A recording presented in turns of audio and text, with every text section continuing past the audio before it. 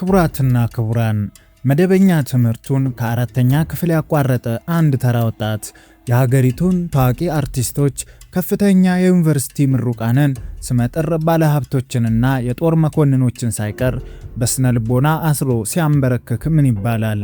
ይህ ከፊልም የተወሰደ የፈጠራ ታሪክ አይደለም። ላለፉት በርካታ ዓመታት ራሱን ባለ አውሊያና ባለ ከራማ በማለት የሰየመው አወዛጋቢ ግለሰብ እውነተኛ ታሪክ ነው። አንድ ሰው የሞተ አስነሳለሁ፣ ክንፍ አለኝ እበራለሁ፣ በካንሰር እና በኤችአይቪ የተያዙትን በተአምር እፈውሳለሁ እያለ ቢነግራችሁ ምን ይሰማችኋል? ምናልባት ጤነኛ አይደለም አሊያም እብድ ነው ብላችሁ ታስቡ ይሆናል። ነገር ግን ይህ ሰው ተራ አጭበርባሪ ሳይሆን የሰዎችን ስነ ልቦናዊ ክፍተትና ፍርሃት እንዴት መጠቀም እንዳለበት ጠንቅቆ የተረዳ የዘመናችን አደገኛ ሐሳዊ መሲህ ነበር። በኢትዮጵያ ዘመናዊ ታሪክ ውስጥ በተለይም ከ1992 እስከ 1999 ዓ.ም ባለው ጊዜ ተራውን ዜጋ ብቻ ሳይሆን ታዋቂ አርቲስቶችን፣ ከፍተኛ ባለስልጣናትን፣ የጦር መኮንኖችንና የዩኒቨርሲቲ ምሩቃንን ሳይቀር በስነ ልቦና ባርነት ውስጥ አስገብቶ የነበረው ጠንቋይ ታምራት ገለታ ወይም በሕዝብ ዘንድ አባባ ታምራት በመባል የሚታወቀው ግለሰብ ታሪክ እጅግ አስገራሚና አስተማሪ ነው።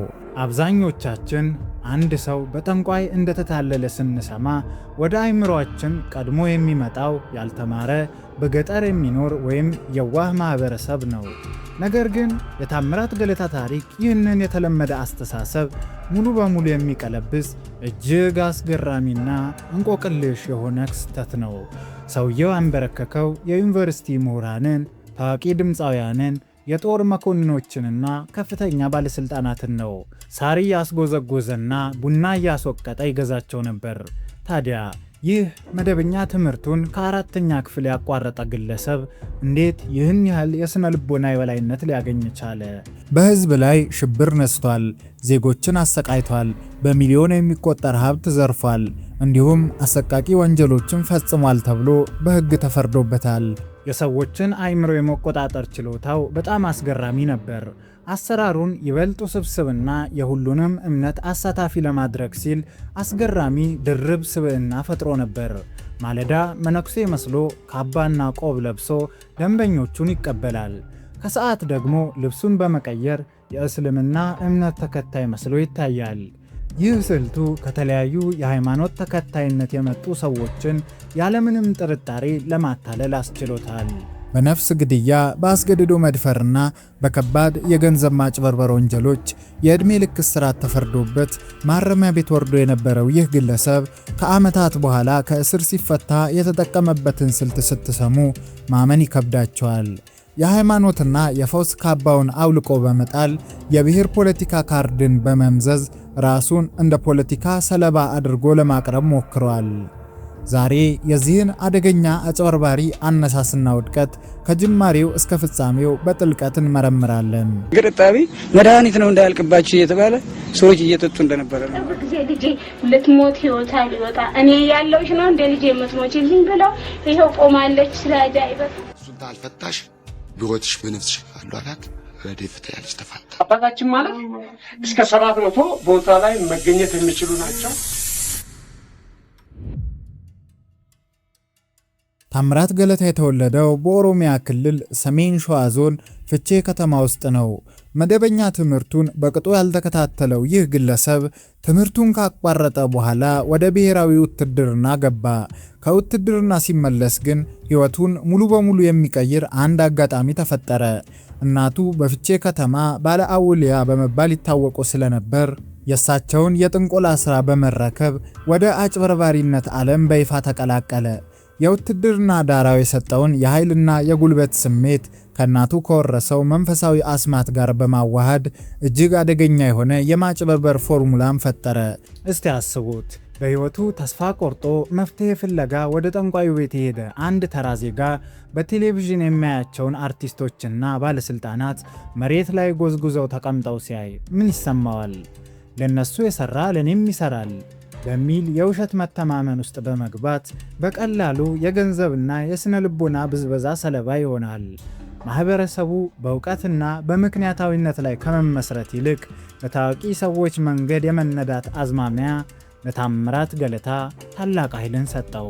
በዚህም የተነሳ የጥንቆላ አድማሱን ከትውልድ ከተማው ፍቼ በማስፋት በአዲስ አበባ ልደታ ክፍለ ከተማና በአዳማ ኬላ አካባቢ ግዙፍ ማዕከላትን ገንብቶ ነበር። በእነዚህ ግዙፍ ማዕከላት ውስጥ ራሱን ከሰው ልጅ አቅም በላይ የሆነ ኃይል እንዳለው አድርጎ አቀረበ።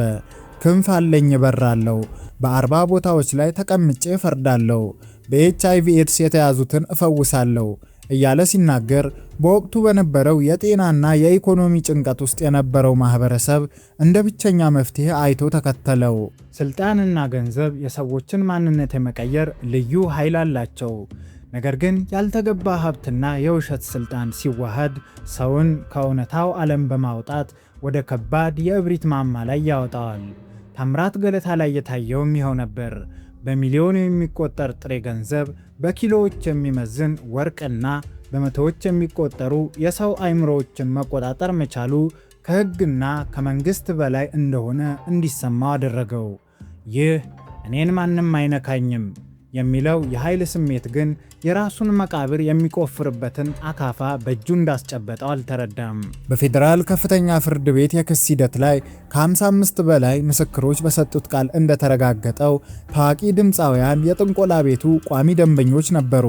ከነዚህም መካከል አርቲስት ማናልቦሽ ዲቦ፣ እህትማማቾቹ ብርቱካንና የሽመቤት ዱባለ እንዲሁም ስሟ ከጠንቋዩ ጋር በተያያዘ በጋዜጦች ላይ መውጣቱን ተከትሎ ክስ እመሰርታለሁ ስትል የነበረችው ፍቅረአዲስ ነቃጥበብ እንደሚገኙበት በወቅቱ ተጠቅሷል። የእነዚህ ታዋቂ ሰዎች በቦታው መገኘት ለታምራት ገለታ በሚሊዮን የሚቆጠር ብር የሚወጣበትን የማስታወቂያ ስራ በነፃ እንደሰሩለት ይቆጠራል። የሰውየው ጥጋብና እብሪት ጣሪያ ነክቶ ነበር። አንድ ቀን በሀገሪቱ ውስጥ ከፍተኛ ስልጣንና ተጽዕኖ ወዳላቸው የህወሓት ከፍተኛ ባለስልጣን ወደ ነበሩት አቶ ስብሃት ነጋ ዘንድ በድፍረት ወደ ሸራተን ሆቴል አቀና። መደበኛ ትምህርቱን ከ4ኛ ክፍል ያቋረጠ አጭበርባሪ ጠንቋይ የሀገሪቱን ፖለቲካ ከሚዘውሩ ቁልፍ ሰዎች አንዱን ፊት ለፊት ሲገጥምና ሲያዝ አስቡት። ታምራት ወደ አቶ ስብሃት ነጋ ቀርቦ ያደረገው ንግግር እስከ ዛሬ ድረስ በግርምት የሚነገር የታሪክ ክስተት ነው። ገንዘብ እንደ ጎርፍ መፍሰስ ጀመረ። ታዋቂነትና ተሰሚነቱም ከጣሪያ በላይ ሆነ። በአካባቢው ያሉ ባለስልጣናትን በገንዘብ በመግዛት የራሱ የግል ጠባቂዎች አደረጋቸው። ታምራት ገለታ ራሱን እንደ ንጉሥ፣ ሕግ እንደማይነካውና ማንም ሊያስቆመው እንደማይችል ማሰብ ጀመረ። እጅግ ከፍተኛ የሆነ የእብሪት ማማ ላይም ወጣ። በወቅቱ ታምራት የተለያዩ የመንግስት ባለስልጣናትንና የጸጥታ አካላትን በጥንቆላው ስም እያታለለ ሌሎቹን ደግሞ በገንዘብ እየገዛ የራሱ የጥበቃ አጥር ፈጥሮ ነበር። በዚህም ምክንያት በኦሮሚያ ክልልና በአዲስ አበባ ዙሪያ እንደፈለገው ሲንቀሳቀስ ማንም ምን ታደርጋለህ የሚለው አልነበረም። ይህ ገደብ የለሽ ነፃነት ታምራትን ሌላ ትልቅ ምኞት ውስጥ ከተተው። የጥንቆላ ግዛቱን ወደ ዋና ከተማዋ እምብርት ይበልጥ ማስፋፋትና በህጋዊ ኢንቨስትመንት ስም ግዙፍ መሬት መውሰድ። ነገር ግን ይህን ምኞቱን ለማሳካት የሄደበት መንገድ የውድቀቱ መጀመሪያ ሆነ። እንደሚገመተውና የተለያዩ መረጃዎች እንደሚያመለክቱት ታምራት ወደ አቶ ስብሃት ነጋ ቀርቦ በትዕቢት ተወጥሮ እንዲህ አላቸው። እርሶ ዘንድ የላኩኝ ባለስልጣናት ናቸው። ከበቂ በላይ ገንዘብ ያለኝ ሰው ነኝ። በሚሊዮን የሚቆጠር ገንዘቤን ኢንቨስት ማድረግ ስለምፈልግ መሬት እንዲሰጠኝ ትዕዛዝ ያስተላልፉልኝ። በዚህ ያልተለመደና ድንገተኛ ድፍረት የተገረሙት አቶ ስብሃት ግለሰቡን በትክክል ባለማወቃቸው ምን አልከኝ በማለት በድጋሚ ጠየቁት። በዚህ ጊዜ ታምራት ወደ ኋላ አላፈገፈገም። ይባስ ብሎ ደረቱን ነፍቶ የፖለቲካ ትስስሩንና ጉልበቱን ለማሳየት እና አባዱላ የኔ ሰዎች ናቸው፣ በኦሮሚያ ችግር የለብኝም፣ አሁን የምፈልገው መሬት አዲስ አበባ ላይ ነው፣ እርሶ እንደሚፈቅዱ አውቃለሁ፣ ስለዚህ አሰጡኝ በማለት ጮክ ብሎ መለሰ። ይህች አጭር አረፍተ ነገር የታምራት ገለታን ዕጣ ፈንታ ለዘላለም የወሰነች የጥፋት ቃጭል ሆነች። አቶ ስብሃት ነጋ በዚህ ያልታወቀ ሰው ድፍረትና የማናለብኝ ስሜት እጅግ ተቆጡ። የሀገሪቱ የደህንነትና የጸጥታ ሰዎች በአስቸኳይ እንዲጠሩ ተደረገ። ይህንን ሰው ተከታተሉና እሰሩት የሚል ቀጭን ትዕዛዝ ተላለፈ። ማንም አይነካኝም ብሎ አስቦ የነበረው ጠንቋይ በገዛ አንደበቱ ባወጣው ቃል የማይነካውን የፖለቲካ ግድግዳ ነካ። የደህንነት መዋቅሩ ወዲያውኑ በታምራትና በድርጅቱ ላይ ጥብቅ ክትትል ጀመረ። እነዚያ ሁሉ ታዋቂ አርቲስቶች፣ ያ ሁሉ የዩኒቨርሲቲ ምሁርና በገንዘብ የተገዙት የጥበቃ ሰዎች ታምራትን ሊያድኑት አልቻሉም። የገነባው የውሸትና የማጭበርበር ቤት መደርመስ ጀመረ። በአጭር ጊዜ ውስጥ የጠንቋይ ቤቱ በፖሊስ ተከበበ። ታምራት ገለታና ግብረ አበሮቹ በቁጥጥር ስር ዋሉ። የታምራት ገለታ የጥንቆላ ግዛት በፖሊስ መከበቡን ተከትሎ የሕግ አስከባሪዎች ወደ ቤቱ ሲገቡ የጠበቃቸው ነገር ማንም ያላሰበው አሰቃቂ የክፋት ጥግ ነበር። በፌዴራሉ ከፍተኛ ፍርድ ቤት የክስ ሂደት እንደተረጋገጠው ታምራትና ግብረ አበሮቹ ሐውዛ የተባለ ገዳይ ውህድ ያዘጋጁ ነበር። ይህ ውህድ የተቀቀለ ጫት፣ አመድ፣ ሰልፈር፣ ሽቶና ለሰውነት እጅግ አደገኛ የሆኑ ኬሚካሎች ስብስብ ነበር። ይህን መርዝ ለታካሚዎቹ እያጠጣ ወደ ዘመናዊ ሕክምና ከሄዳችሁ ወዲያውኑ ትሞታላችሁ በማለት ከፍተኛ የስነ ልቦና ሽብር ይፈጥርባቸው ነበር። በዚህም ምክንያት እንደነ ተስፉ ተሾመና ኢብራሂም ባርጌቾ ያሉ ቢያንስ 6 ዜጎች ሕይወታቸውን አጥተዋል። ለምሳሌ ወሰኔ ፈረደ የተባለች ግለሰብ መድኃኒት ተደርጎብሻል ተብላ የንግድ ቤቷን እንድትሸጥ ከተደረገች በኋላ 80 ሺህ ብሯን ተዘርፋ ይህንኑ ሐውዛ እየጠጣች አዳማ ላይ ሕይወቷ አልፏል። እብሪቱ ለሕግ አሳልፎ ሰጠው እንጂ ለውድቀቱና ለዕድሜ ልክ እስራቱ ትልቁን ሚና የተጫወተው ከጀርባ ይሰራው የነበረው ወንጀል ነው። ይህ ግለሰብ ብዙዎችን ያጭበረበረው በቃላት ብቻ አልነበረም። በጥንቆላ ስም የሞት ድግስ ይደግስ ነበር። ፈውስ ፍለጋ የመጣን ሰው መርዝ እያጠጣ ይገድላል። በተጨማሪም ማዕከሉ የሃይማኖትና የፈውስ ስም የተለጠፈበት ግዙፍ የዘረፋ ተቋም ነበር።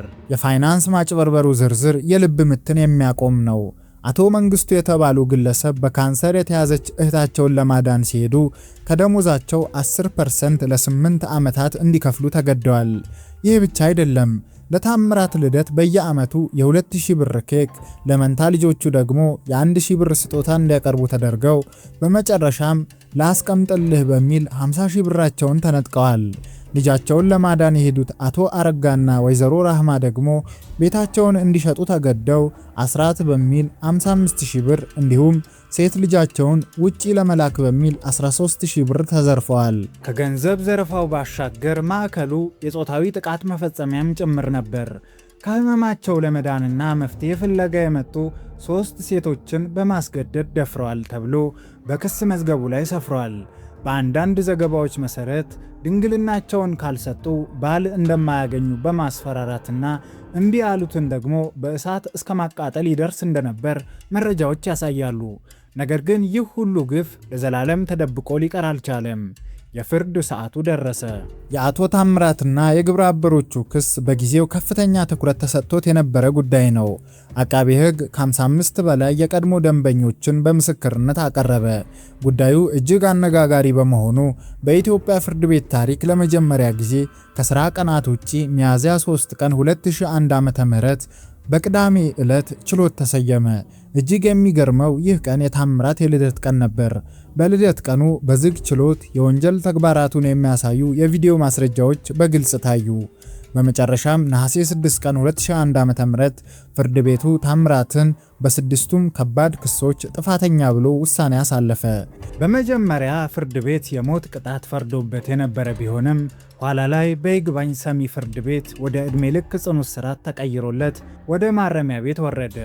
ከዚህም ጋር ተያይዞ ፍርድ ቤቱ ታምራት ከጥንቆላ ውጪ ሕጋዊ ገቢ የሌለው መሆኑን በማረጋገጥ ያፈራቸው ንብረቶች በሙሉ ለመንግስት ገቢ እንዲሆኑ ወስኗል። በባንክ የነበረው ከ153,000 ብር በላይ ጥሬ ገንዘብ፣ ከ1 ሚሊዮን ብር በላይ ዋጋ ያለውና በየካራቱ የተለየ ወርቅ፣ ዘመናዊ ተሽከርካሪዎች እንዲሁም በሰሜን ሸዋ ፍቼ ከተማ የነበረው አቢዶ የተሰኘ ባለ 3 ኮከብ ሆቴልና ሪል ስቴት ሙሉ በሙሉ ተወርሷል። የጥንቆላውና የጭካኔው ግዛት ፈረሰ። ራሱን እንደ አምላክ ያየው የሰው ሕይወት እንደ ዋዛ የቀጠፈው ታምራት ገለታ ከነክብሩ ተዋረደ። ነገር ግን ይህ ታሪክ በዚህ አላበቃም። የጠንቋዩ መጨረሻ ከእስር ቤት የዘለለ ሌላ አስገራሚ ምዕራፍ ነበረው። ከእስር ከተፈታ በኋላ ታምራት የወሰደው የፖለቲካ አቅጣጫ ግን አስገራሚ ነበር። ላለፉት አስከፊ ጥፋቶች መጸጸትን ከማሳየት ይልቅ የታሰርኩት በብሔሬ ምክንያት ነው፣ የሚል የፖለቲካ ትርክትን በማምጣት ራሱን እንደ ፖለቲካ ሰለባ አድርጎ ለማቅረብ ሞክረዋል። ይህ ድርጊት ወንጀለኞች የፈጸሙትን ከባድ ወንጀል ከብሔር ማንነት ጀርባ በመደበቅ ከተጠያቂነት ለማምለጥ የሚጠቀሙበት አደገኛ ስልት ነው። ይባስ ብሎ ከብሔር ፖለቲካ አክቲቪስቶች ጋር ለመቀራረብ ያደረገው ሙከራና የጦር ጋሻ ስጦታ ማበርከቱ የጥንቆላ ስራውን ከሃይማኖት ወደ ብሔር ፖለቲካ እንደቀየረው አመላክተዋል። የታምራት ገለታ የጥንቆላ ኢምፓየር መፈራረስና የህግ ተጠያቂ መሆኑ ለኢትዮጵያ ፍትህ ስርዓት ትልቅ ትምህርት ቤት ሆነ። ነገር ግን ከማረሚያ ቤት መፈታቱን ተከትሎ የተከሰተው ነገር የፍትህ ስርዓታችን ምን ያህል ተጋላጭ እንደሆነ በድጋሚ ያየንበት አጋጣሚ ነበር። በነፍስ ግድያ፣ በአስገድዶ መድፈርና በከባድ የፋይናንስ ወንጀል የዕድሜ ልክ እስራት ተፈርዶበት የነበረው ሰው በ2010 ዓ.ም አካባቢ የይቅርታ አዋጅን ተጠቅሞ ከእስር ሊፈታ መቻሉ በህብረተሰቡ ዘንድ ከፍተኛ ቁጭትንና የፍትህ ስርዓቱ ላይ ጥያቄን የፈጠረ ሆነ። በሌላ በኩል የታምራት ገለታ አሳፋሪ ታሪክ በኪነ ጥበብ ዘርፍ ላይም ከፍተኛ ተጽዕኖ ፈጥሮ ነበር። ኮሜዲያን ፍልፍሉ፣ ተመስገን መላኩና ሌሎች 11 ኮሜዲያኖች በመሆን እያንጓለለ በተሰኘ ኮሜዲ ፊልም የጠንቋዩን ቤት ማጭበርበር፣ ዝሙትና ዝርፊያ በማጋለጥ ህብረተሰቡን ለማንቃት ሞክረዋል። ይህ ስራ ግን አሳቡዮ ገዳ የተባለ የእምነት ተቋም ሲኒ፣ ጀበናና ማጨሻን በማጣጣል ተጠቅመዋል በሚል ክስ መስርቶባቸው ነበር። ታሪኩ እዚህ ላይ አያበቃም። ከእስር ከተፈታ በኋላ ወደ አሜሪካ ተጉዞ ከዲያስፖራው ማህበረሰብ የ20% ግብር በሚል በስውር ዶላር ይሰበስብ እንደነበር ሪፖርቶች አጋልጠዋል። ሐውዛ የተሰኘውን ገዳይ ውህድ በማጠጣትና የስነ ልቦና ሽብር በመፍጠር የዜጎችን ህይወት ማጥፋቱ ድርጊቱ ተራ ማጭበርበር ሳይሆን የተደራጀ የሽብርና የዝርፊያ አውታር እንደነበር ያረጋግጣል። በመጨረሻም የአቶ ታምራት ገለታ የህይወት መስመርና ውድቀት የፍትህ፣ የስነ ልቦናና የፖለቲካ ኢኮኖሚ መስቀለኛ መንገድን የሚያሳይ ጉልህ ማሳያ ነው። መደበኛ ትምህርቱን ከአራተኛ ክፍል ያቋረጠ ግለሰብ የተማረውንና ባለስልጣናትን ማንበርከክ መቻሉ ማህበረሰቡ በመንፈሳዊነት ስም ለሚመጡ አታላዮች ያለውን የተጋላጭነት ደረጃ በግልጽ ያሳያል። የታምራት ገለታ ድርጊት እምነትን፣ ፖለቲካንና ባህልን እንደ መሳሪያ በመጠቀም የሚፈጸሙ ወንጀሎችን ለመከላከል ጥብቅ የሆነ የህግ ማዕቀፍ አፈጻጸምና የምክንያታዊነትን መርህ የተከተለ የማህበረሰብ ንቃተ ህሊና ግንባታ እጅግ አስፈላጊ መሆኑን የሚያስገነዝብ የታሪክ ምዕራፍ ነው። እስቲ ያስቡት፣ የፍትህ ስርዓቱ እንደዚህ አይነት አደገኛ ወንጀለኞችን በይቅርታ ሲለቅ ተጎጂዎችና ቤተሰቦቻቸው ምን ይሰማቸው ይሆን? ፍትህ ማዛባት ለጥፋት በር ከፋች እንደሆነ የታምራት ገለታን ታሪክ ማየት በቂ ነው።